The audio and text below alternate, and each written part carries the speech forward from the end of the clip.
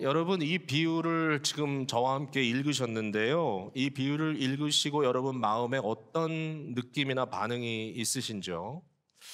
꼭 이 자리에서 손들고 발표하시라는 건 아니지만 그러나 여러분 마음속에 한번 좀 생각해 보셨으면 좋겠어요.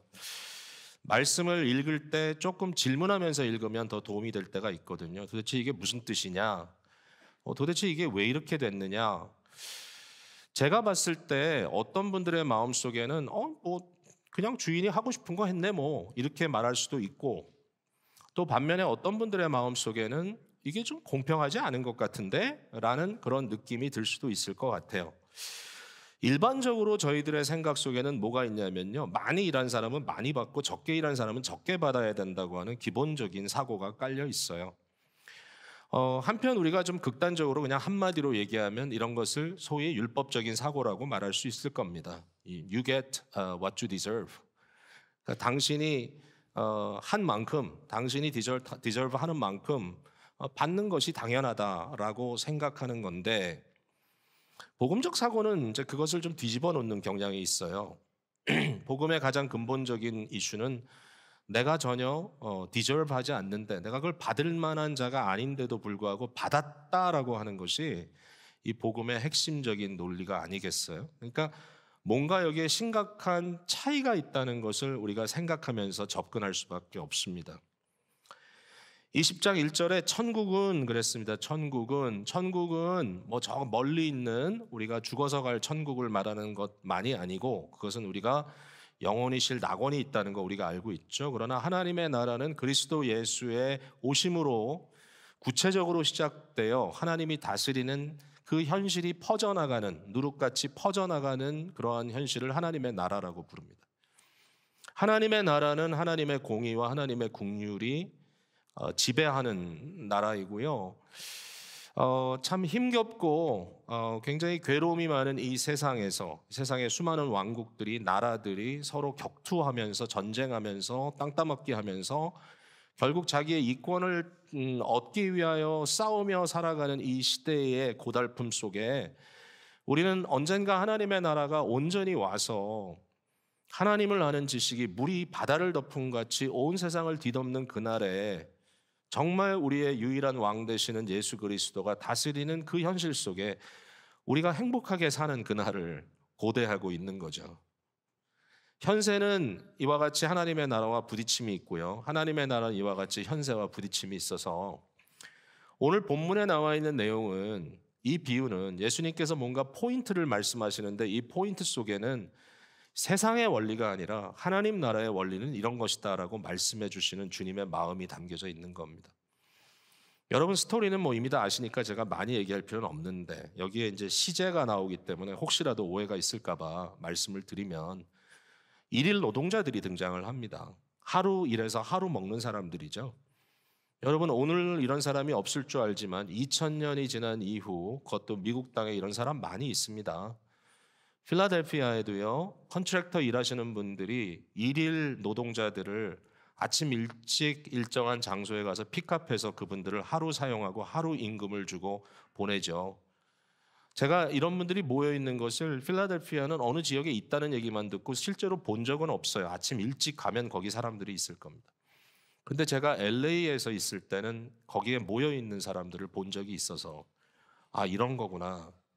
그래서 보통 이제 소위 이제 주인들, 또 일을 시킬 사람들이 와서 자기가 보기에 좀 탐탁한 사람들을 자기가 가져온 트럭에 싣고 이제 가서 일을 시키고 하루의 임금을 주게 되는 겁니다.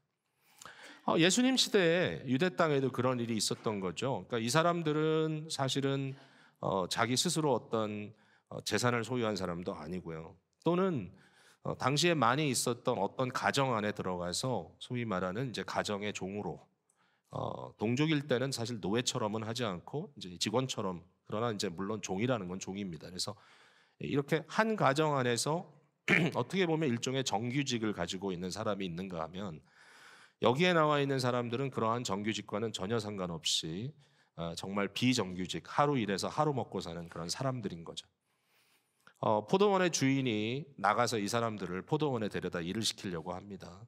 좀 이상한 거는 그날 포도원 주인이면 몇 명이 필요하고 몇 명이 어떻게 일을 하면 하루에 일이 끝나겠다 뭔가를 알 거 아니에요. 그러면 그렇게 일을 시키면 되는데 뭔지 몰라도 이 비유의 목적 자체가 거기 있지 않기 때문에 이 주인은 그냥 일을 시키고자 하는 목적이 아니라 뭔가 다른 목적을 갖고 있다는 것을 보게 돼요. 그냥 포도원에 들어가라, 포도원에 들어가라, 포도원에 집어넣는 일을 주인이 하고 있습니다. 이른 아침은 아침 6시입니다. 그리고 나서 3시간이 지난 이후니까 아침 9시, 그리고 또 3시간이 지난 낮 12시, 그리고 또 3시간이 지난 오후 3시.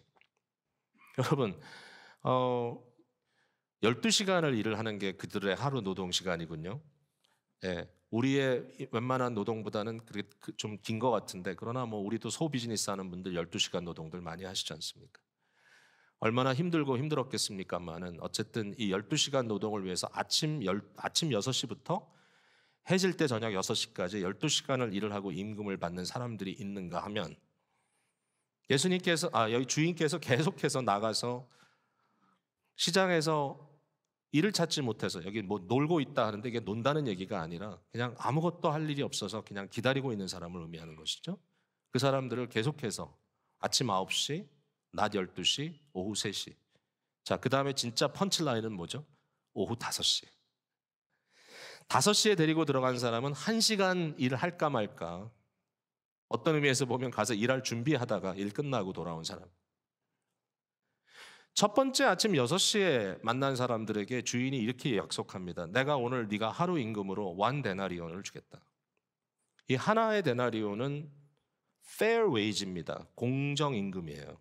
그 당시에 장정이 하루 일해서 벌을 수 있는 액수가 1 데나리온이거든요. 그러니까 그 1 데나리온을 주겠다는 것이 그 사람에게는 정말 행복한 약속입니다. 내가 오늘 이렇게 1 데나리온을 받고 일을 하게 됐으니 우리 가족이 내일은 먹을 것이 있겠구나. 이렇게 해서 하루 일해서 그 다음날 먹고 또 자기가 하루 일하면 그 다음날 먹고 이렇게 하려고 하는 사람들이 이제 포도원에 들어가게 된 거죠. 근데 여러분, 그 다음에 9시에 만난 사람들에게 가서 주인이 이렇게 얘기합니다. 4절에 보니까 그들에게 이르되 너희도 포도원에 들어가라. 내가 너희에게 상당하게 주리라. 여기 상당하다는 말은 공의롭다라는 의미죠. 내가 너에게 공의로운 웨이지를 주겠다. 내가 너에게 fair wage를 주겠다. 이렇게 약속을 했어요. 그 다음에 들어온 사람들에게 이 말이 했다고 여기 딱 구체적으로 나와 있지는 않지만 뭐 이건 일종의 대표적인 말이니까 앞서 처음 들어온 사람에게는 1 데나리온을 약속하고 그 이후에 들어온 사람들에게는 내가 너에게 공정한 사례를 하겠다라고 계속 말씀을 하셨다는 거죠. 여기에 어떤 공정성이 있어요. 주인의 입장에서 보는 공정성. 자, 이제 오후 6시가 됐습니다. 일한 사람들이 돈을 받아가는데 이것도 주인의 마음을 좀 이해하기가 쉽진 않아요. 한편으로 보면 문제를 만들지 않으려면 아침에 제일 일찍 온 사람부터 돈을 지불하면 됩니다. 그래서 새벽 6시에 온 사람에게 1 데나리온 주고 보내면 그 사람들은 받은 거니까 그냥 기쁘게 갔겠죠. 나중에 온 사람들도 1 데나리온을 받았으니 얼마나 기쁜 마음으로 갔겠습니까마는 주인이 거꾸로 한 거예요. 제일 늦게 온 사람을 제일 먼저 이 임금을 지불합니다. 다른 사람들 보는 앞에서. 그 사람에게 1 데나리온을 주는 거예요. 여러분 이게 말이 됩니까? 1시간 겨우 채울까 말까 일을 한 사람에게 12시간 한 사람이 받을 만한 웨이지를 준 거예요. 이 사람이 어떤 마음이었겠어요? 너무너무 놀랬겠죠. 단순히 놀랬을까요? 너무 고마웠겠죠. 왜? 자기가 11시간 동안 기다렸거든요. 장에서 기다렸어요. 그 11시간은 그냥 논 시간이 아니에요. 그의 마음이 타들어간 시간이었겠죠. 시간이 지나면 지날수록 내일 우리 가족이 먹을 것이 없어지겠구나. 내가 우리 가족에게 필요한, 내 자녀들에게 필요한 양식을 공급할 능력도 없는 아버지구나. 이러면서 타들어가는 심정을 11시간 참다가 마지막 1시간 일할 기회를 얻어서 포도원에 들어가서 일을 하고 그가 손에 쥐고 기대할 만한 그 금액이 무엇이었을까요, 여러분?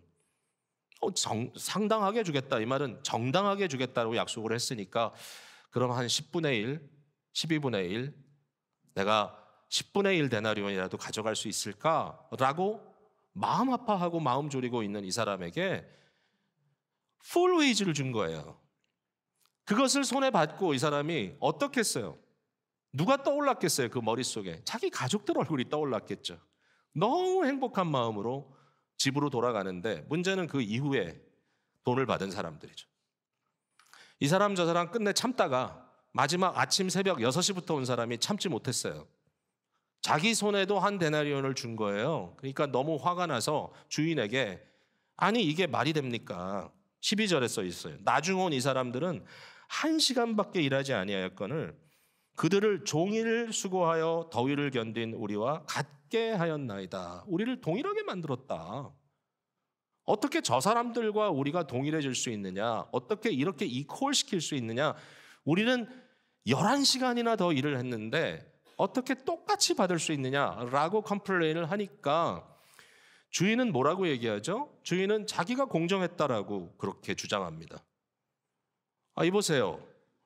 내가 당신에게 분명히 약속하지 않았습니까? 당신에게 한 데나리온을 주겠다고 약속했고 저는 그 약속을 지켰습니다. 여기에 한 데나리온이 있으니 이거 가져가세요. 제가 약속한 임금입니다. 그러면서 주인이 덧붙여 얘기하죠. 내가 당신 이후에 온 사람들에게 친절을 베풀고 그들에게 선을 베푸는 것으로 인하여 당신이 나에게 화를 냅니까? 내가 내 돈을 가지고 내가 원하는 대로 할 수 없는 겁니까? 라고 반문을 하죠. 자, 이게 도대체 무슨 포인트입니까, 여러분? 이걸 들었을 때 한편으로는 뭔가 대단한 일이 벌어진 것 같다라는 느낌이 있으면서도 또 한편으로는 여전히 석연치 않다라는 느낌을 우리 마음속에 갖게 되죠. 여기에 주인이 fair합니까? fair하지 않습니까? 어떻게 된 거죠? 자, 아주 전통적인 유대인들의 문헌처럼 기록이 돼 있어요.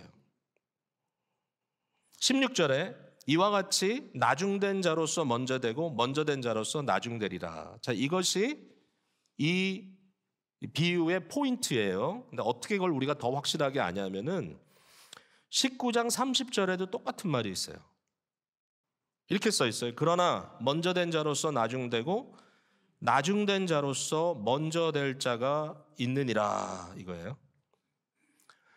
그러니까 결국은 이 비유의 핵심은 나중된 자인데 먼저 되고 나중된 자가 먼저 되기 위해서는 먼저 된 자가 나중될 수밖에 없는 그러한 상황이 있다라는 거예요. 이것이 하나님 나라의 방식이라는 얘기예요. 자, 이 말씀을 제가 일단 아주 그냥 단도직입적으로 핵심적으로 먼저 말씀을 좀 찔러볼게요. 자, 이 말의 의미가 뭔가라고 하면 사실 이제 그 이후에 나오는 이야기와 연결이 되는 겁니다. 여러분 잘 아시는 요한과 야고보라고 하는 세베대의 두 아들이 있었고요. 이 두 아들의 어머니가 치맛바람을 펄럭이면서 예수님께 찾아와서 얘기를 합니다. 내 두 아들이 있는데 너무나 잘 알지 않습니까? 이미 예수님이 그들을 참 사랑하죠. 보통 예수님께서 세 명을 좀 엑스트라로 끌고 다닐 때 보면 꼭 베드로와 요한과 야고보가 따라다녀요. 좀 특별한 관계였던 것 같아요. 뭔지 몰라도. 그러니까 하는 말이 주님께서 드디어 예루살렘의 왕으로 임하실 때 내 아들 하나를 당신의 오른편에 또 다른 하나를 당신의 왼편에 가장 높은 자리에 앉혀주십시오. 이 말을 마음으로 느낌으로 이해할 수 없다면 아마 여러분은 부모가 아닐 거예요. 특별히 어머니가 되어보신 분들은 대부분 좀 이해를 하겠죠. 맞습니까? 우리 아들이 이렇게 좀 높은 자리에 갔으면 좋겠다. 우리 아들이 좀 잘 됐으면 좋겠다. 일반적으로 우리 아들이든 딸이든 우리 자녀들이 이 세상에서도 좀 잘 됐으면 좋겠다라고 하는 생각을 갖고 있는 게 부모 생각이고 또 이렇게 적지 않은 횟수로 우리 부모님들이 가끔 저를 포함했을 거예요. 이렇게 아이들 얘기하는 거 보면 조금 자랑하는 얘기가 들립니다. 아주 잘 됐다. 아들이 뭐 했다. 여러분 가운데도 아마 그렇게 장한 자녀들로서 부모들을 기쁘시게 하는 자녀들이 있을 겁니다. 근데 예수님의 답은 시원치가 않습니다. 예수님의 답은 자기가 가는 길이 고난의 길이라는 것을 먼저 언급하죠. 그리고 이렇게 얘기합니다. 당신이 구하는 것은 세상의 주관자들이 구하는 것입니다. 세상의 주관자들은 높은 곳에 올라가서 사람들을 부리고 사람들 위에 군림하는 것이 자기의 자랑이 되지만 하나님 나라는 그렇지가 않습니다. 나를 따라오려거든 나를 따라오는 자들에게는 생각이 달라야 합니다. 당신들 중에 으뜸이 되고자 하면 먼저 가장 마지막이 돼야 됩니다. 당신이 만약에 다스리는 자가 되려고 한다면 당신은 먼저 섬기는 자가 되어야 됩니다. 당신은 가장 낮은 자리에 처해야 그래야 결국은 사람들을 블레싱할 수 있는 사람이 될 수 있습니다. 예수님의 방법이었어. 그러면서 이렇게 얘기합니다. 20장 28절에 인자가 온 것은 섬김을 받으려 함이 아니라 도리어 섬기려 하고 자기 목숨을 많은 사람들의 대속물로 주려 함이니라 그랬습니다. 인자가 온 것, 자기 자신이 온 것은 분명히 나는 으뜸이지만 분명히 나는 먼저 된 자지만 여러분 예수님이 얼마나 먼저 된 자입니까? 모든 만물보다 먼저 태어나신, 사실은 태어났다는 표현은 어떻게 보면 굉장히 시적인 표현이고 창조되지 않으신 그분께서 모든 만물보다 먼저 계신 그분, 골로새서에 말하고 있죠. 그러나 그가 이 땅에 오셔서 가장 끝머리로 내려가신 그 사건이 뭐죠? 십자가에 죽기까지 복종하신 일. 먼저 된 자가 나중 된다는 이 표현의 가장 핵심적인 인물은 그리스도십니다. 천국의 하나님 나라의 이 논리, 천국이라고 하는 이 하나님 나라라고 하는 이 현실의 이 공정을 이루기 위하여 그리스도 예수께서 먼저 가장 앞선 자, 가장 으뜸된 자, 가장 먼저 된 자임에도 불구하고 가장 마지막이 됐다고 하는 사실을 우리 주님께서는 지금 말씀하고 계신 겁니다. 내가 낮아졌기 때문에, 내가 마지막이 됐기 때문에 그 다음에 어떤 일이 벌어지죠? 너희 나중된 자들이 먼저 되는 역사가 일어나게 된다라고 하는 주님의 말씀을 해주신 거죠. 이게 복음입니다. 예수 그리스도가 가장 먼저임에도 불구하고 그가 가장 나중이 됨으로써 저와 여러분 같은 영적으로 우리의 의미를 이야기한다면 가장 마지막 된 저희들이, 가장 나중된 저희들이 복음 안에서 하나님 나라에 먼저 된 자가 되었다. 앞서 우리가 세례 요한에 대한 얘기도 들었지만 세례 요한이 여자에게 난 자 중에 가장 큰 자이지만 하나님의 나라에서는 가장 작은 자가 그보다 크다라고 얘기했던 거 기억나십니까? 뭔가 좀 이해될 수 없는 것 같은 이러한 말씀 속에 결국은 복음의 현실이 어떤 것인가 하는 것을 우리 주님께서 계속 힌트로 우리에게 보여주고 계시다는 것입니다. 일단 우리는 이 부분에 있어서 깊은 마음의 감동을 느껴야 될 것 같아요.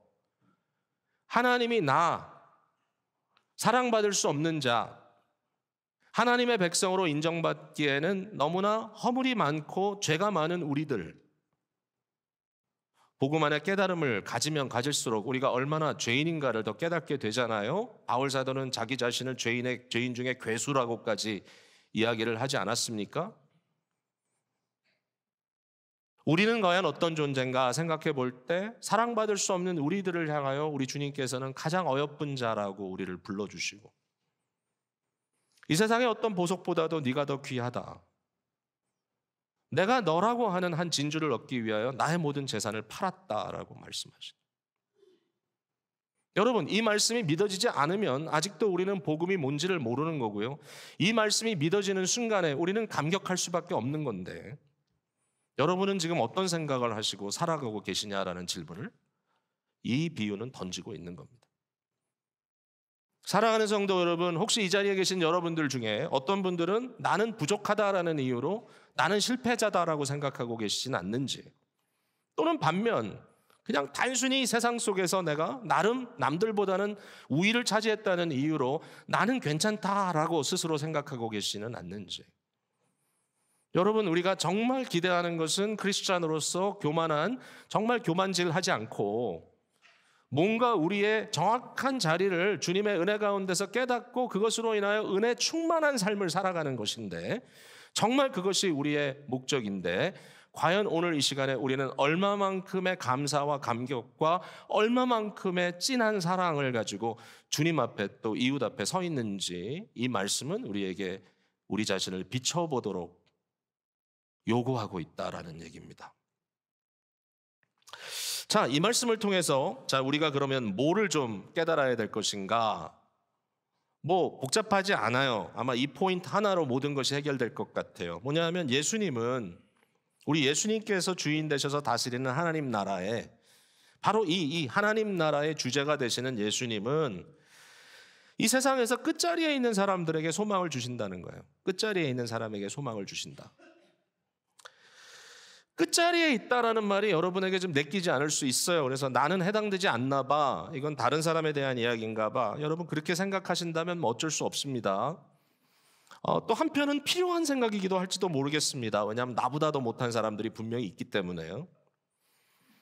여러분, 끝자리에 있는 사람들에 대해서 예수님은 사랑의 마음, 긍휼의 마음을 품고 계시고, 그런 사람들에게 소망을 주시는 것이 하나님 나라의 문화다라고 하는 겁니다.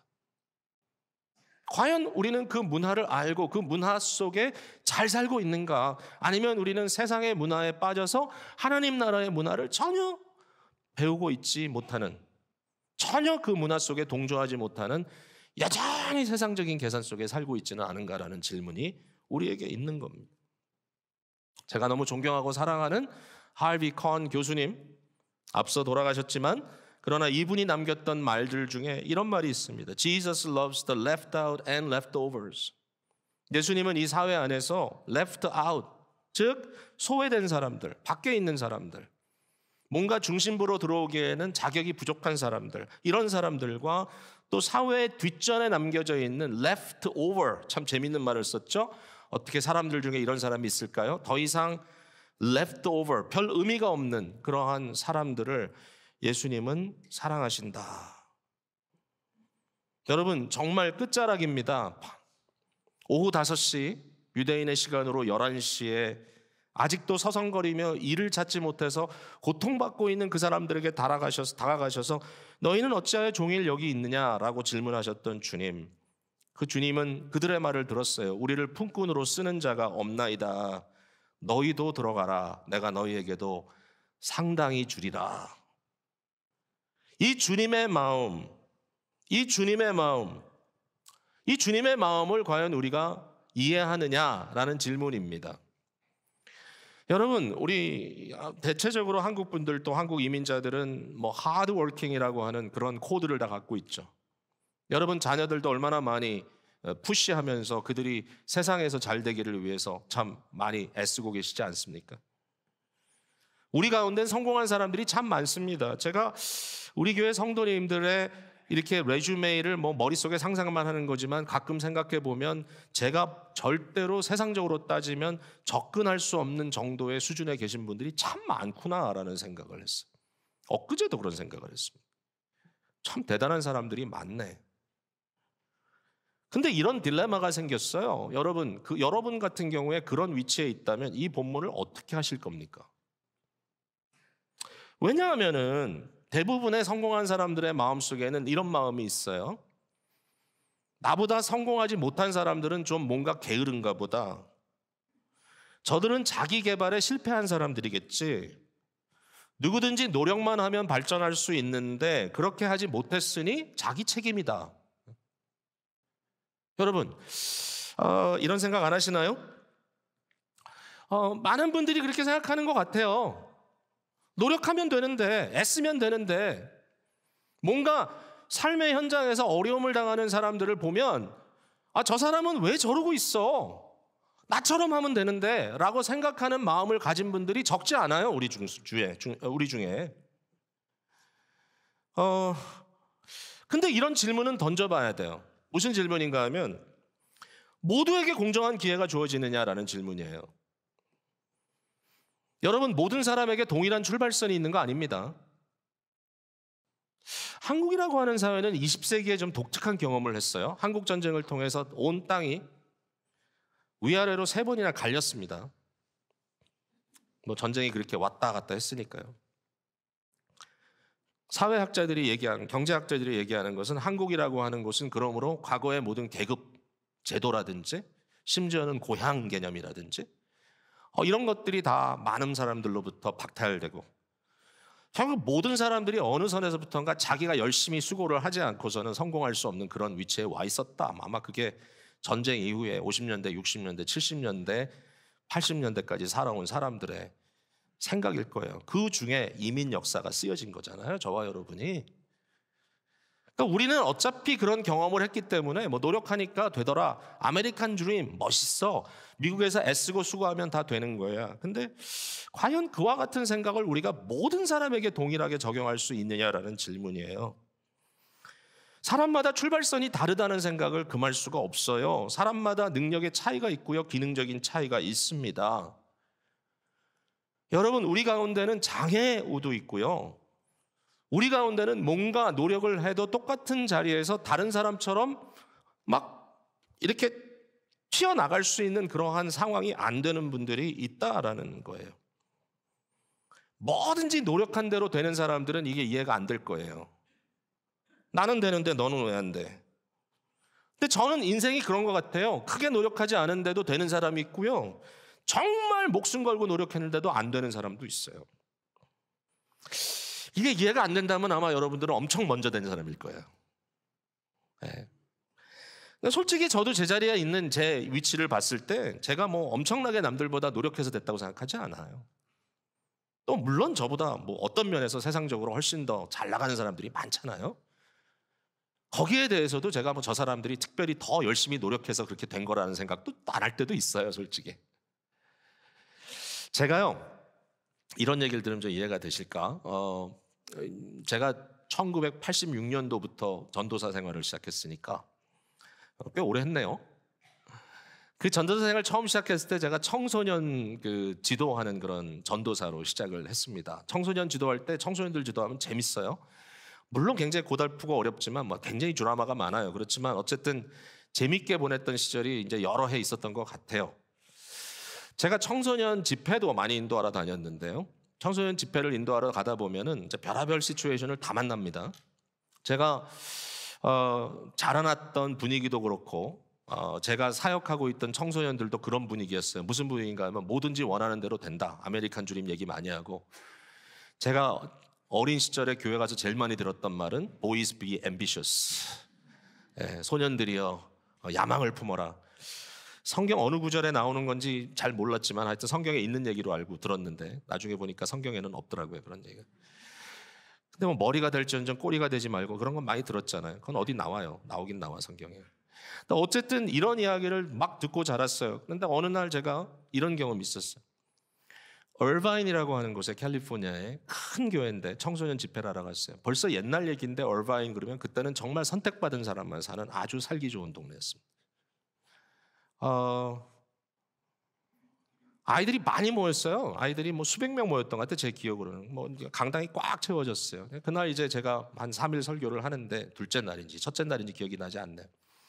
설교를 하러 올라가기 바로 전에 이제 소위 간증한다는 순서가 있더라고요. 그래가지고 이제 왔는데 보니까 정말 이쁘게 생긴 백인 청년들이 왔어요. 하나같이 다 이뻐. 머리는 오렌지 색깔로 물들이고. 근데 이렇게 옷을 입고 온 거 보니까 좀 예사롭지가 않아요. 애들 뭐 하는 애들이야? 봤더니 얘네들 나오는데 막 록뮤직이 나오면서 갑자기 스크린이 막 점핑하기 시작합니다.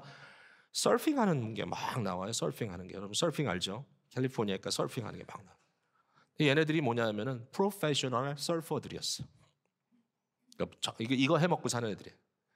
그래가지고 이제 나와가지고 쭉 나와서 결국 이제 그날의 간증의 포인트는 뭐냐면은 여러분이 무엇이든지 원하면 예수님 믿으면 할 수 있습니다.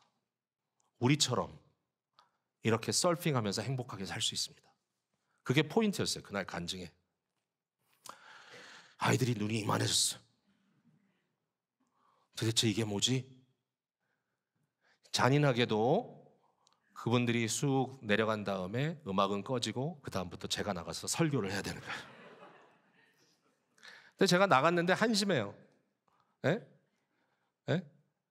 뭐 전혀 운동신경이라는 없을 것 같은 아담하게 생긴 한 젊은 전도사가 이렇게 넥타이 매고, 쟤네들은 다 수영복 입고 왔는데 저는 넥타이 매고 앞에 서가지고 이제 뭘 하란 얘기야 그 다음에. 제가 요즘 같으면 좀 성격이 좋아져가지고 그냥 지나갔을 텐데 그때는 성격이 이렇게 좋지 않았던 것 같아요. 그래가지고 제가 거기 있는 그 서퍼들한테 쳐다보면서 질문했어요. 뭔가는 하긴 해야 되는데 지금 답이 없더라고. 제가 오늘 설교 준비하고 너무 좀 상반적인 얘기였기 때문에. 그래가지고 제가 이렇게 질문을 했어요. 야, 너희들 생각에 내가 노력하면 마이클 졸든이 될 수 있을 것 같으냐? 그러니까 여러분, 이 말이 지금 사실 좋은 질문은 아니었죠. 그 상황에서 그냥 싸해졌어요, 분위기가. 청소년들이 농구 좋아하죠. 우리 아이들도 농구 좋아했습니다. 마이클 졸든 좋죠. 여러분, 뭐 요새 사람들은 마이클 졸든 모르더라고요, 젊은이들은. 마이클 졸든, 우리 때는 마이클 졸든이 최고였어요. 마이클 졸든 흉내내다가 다리 부러져. 그때는 사람들 농구할 때마다 혓바닥 내놓고 농구하고. 마이클 졸든 흉내낸다고. 나도 마이클 졸든이 될 수 있을 것 같냐 그랬더니 그냥 이들이 갑자기 얼어버리더라고요. 자, 제 포인트가 좀 이해가 되실지 모르겠지만 여러분, 저희 아들들도요 다 운동했습니다. 어린 시절 자라면서 처음에는 베이스볼 하다가 축구도 하다가 그 다음에 다 농구로 가더군요. 9학년 때, 10학년 때까지는 괜찮았어요. 근데 11학년부터 되니까 농구 시합을 한다 그래서 이제 가서 보면 어느 순간부터 애처롭기 시작하더라고요, 제 마음이. 일단은 좀 잘해야 되는데 많이 잘하지가 않았고 거기에 대한 책임은 아버지가 져야 될 것 같은 이상한 느낌이 저한테 다가오기도.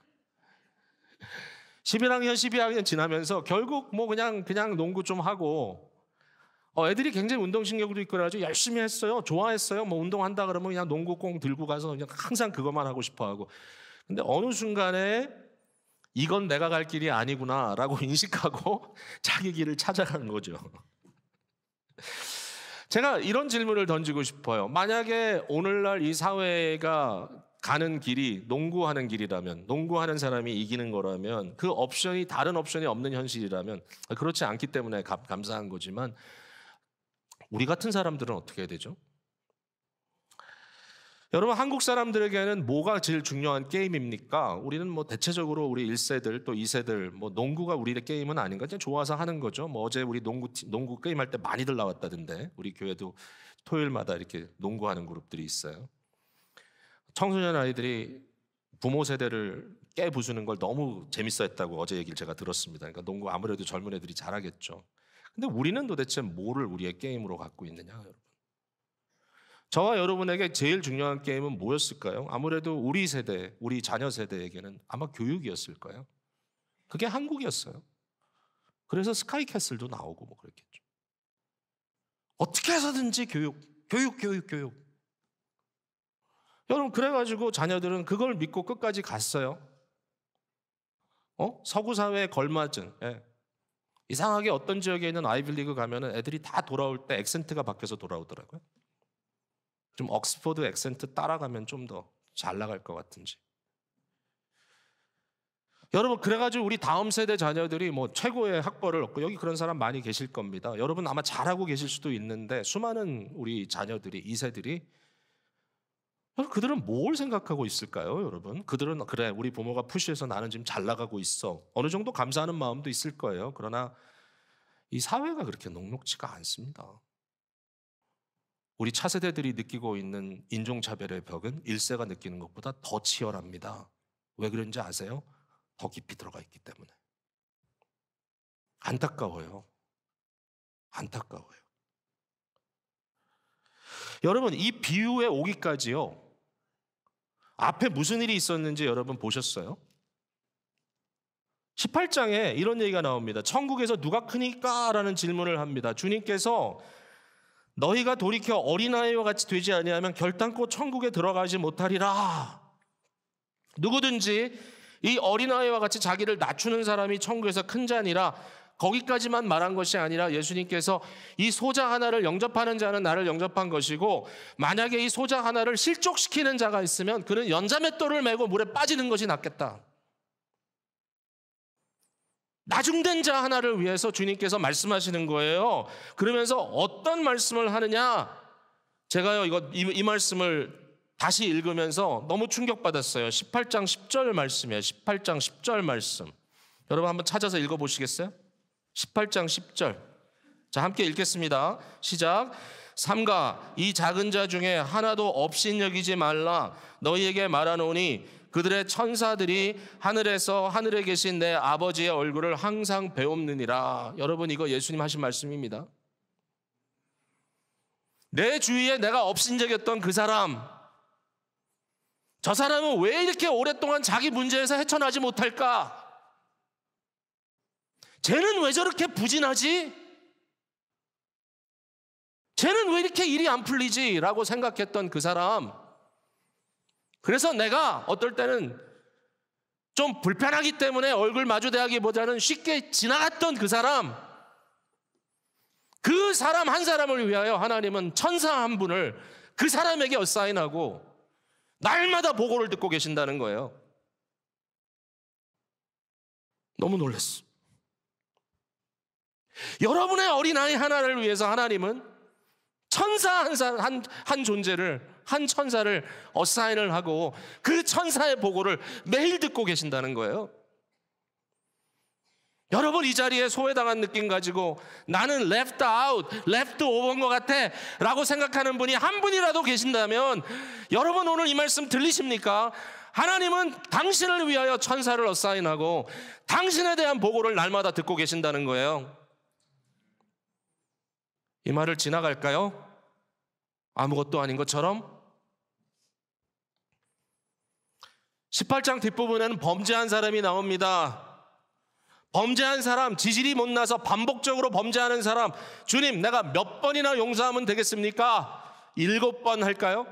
예수님께서 말씀하시기를 7번씩 70번이라도 용서할지니라 하시면서 하는 말씀이, 내가 너를 불쌍히 여긴 것 같이 너도 내 동료를, 내 이웃을 불쌍히 여김이 마땅하지 아니하냐? 19절로 넘어가면서 이혼에 대한 얘기가 나옵니다. 갑자기 이혼인가요? 같은 맥락이에요. 2000년 전에 유대 사회에서 남자에게 기댈 것이 없는 여성은 사회로부터 left out, left over, 아무런 권한도 가질 수가 없는 존재들인데, 당시에 바리새인이라고 스스로 가장 율법적이라고 말하는 사람들에게 이상한 병폐가 있습니다.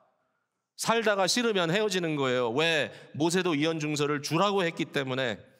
자기 스스로 경건하다고 생각하고, 자기 스스로 아무런 율법적인 문제가 없다고 생각하고, 자기가 내끼는 대로 여자를 취했다가 버렸다가 취했다가 버렸다가, 그러면서 돈 있고 능력 있으면 마음껏 자기가 원하는 대로 세상을 즐길 수 있었던 그런 이상한 시대가 벌어졌던 겁니다. 예수님께서 뭐라고 말씀하시죠? 음행한 연고 없이. 다시 말해서 만약에 그 아내가 음행을 했다면, 다른 남자와 문제가 있었다면 그건 내가 이해할 수 있지만, 음행한 연고가 없이 여인을 버리고 다른 데 장가드는 것은 간음이다. 간음은 뭐예요? 하나님이 너를 추궁하실 것이다. 버림받은 여인은 작은 자입니다. 버림받은 여인은 나중된 자입니다. 주님은 관심 갖고 계세요. 어린아이가 예수님께 나오는 것을 꾸짖습니다. 그러나 주님께서 어린아이들을 용납하고 내게 오는 것을 금하지 말라. 하나님 나라가 이런 자들의 것이니라. 그러면서 그들을 안수하고 보냈습니다. 한 부자 청년이 예수님께 나옵니다. 예수님께서 부자 청년에게 이렇게 얘기했습니다. 나중된 자가 되렴. 네가 가지고 있는 모든 특권을 내려놓아 보렴. 그렇게 하지 못했습니다. 부자들은 힘듭니다. 청년이 돈이 많음으로, 재물이 많음으로 근심하면서 돌아갔습니다. 이 돌아가는 청년의 그 뒤통수를 바라보면서 우리 주님께서 이렇게 말씀하셨습니다. 부자가 하나님 나라에 들어가는 것이 얼마나 어려운지 낙타가 바늘기로 들어가는 것만큼 어렵다. 제자들이 예수님께 와서 얘기합니다. 주님, 우리는 어떻습니까? 우리는 주님을 위하여, 주님을 따르기 위하여 우리 모든 재산과 우리 모든 족보와 우리 모든 시큐리티를 버렸습니다. 주님께서 칭찬해 주십니다. 그래, 천국에서 너희들에겐 분명히 보상이 있을 거야. 뿐만 아니라 이 세상에서도 너희들이 그냥 다 망하게 살진 않게 둘 거야, 하나님이. 근데 거기서 끝나지 않더군요. 그러면서 먼저 된 자로서 나중되고 나중된 자로서 먼저 될 자가 있다라는 말을 이어서 말씀하셨습니다. 심지어는 제자들이 주를 위하여 다 버렸지만, 심지어는 주를 위하여 버린 그 자체가 그들에게 특권이 되고, 주를 위하여 버린 그 첫 번째였다고 하는 먼저됨으로 인하여 심지어는 그들에게 어떠한 이권과 특권이 가는 것조차도 주님께서는 천국의 원리가 아니라고 말씀하신 겁니다. 너희들이 내 오른편 왼편에 앉는 것, 그것이 하나님의 뜻은 아닌 것 같다. 마태복음의 중요한 포인트는 이방인들이 유대인들과 함께 천국의 높은 자리를 차지하는 겁니다. 왜냐하면 우리 주님께서 그렇게 하셨기 때문에. 말씀을 맺겠습니다. 저는요, 오늘 이 상황에서 우리의 마음속에 이런 기도를 가질 수밖에 없는 것 같아요. 주님, 저는 주님의 기쁨에 참여하고 싶습니다. 밤 5시에 와서 1시간 겨우 일하고 하루의 웨이지를 받아가는 그 사람의 기쁨을 보면서 기뻐하는 사람이 되고 싶은데 잘 안 돼요. 잘 안 돼. 천국의 가장 낮은 자가 천사들의 돌봄을 받고 저들의 그 보고를 주님께서 매일 듣고 계신데 솔직히 잘 안 돼요.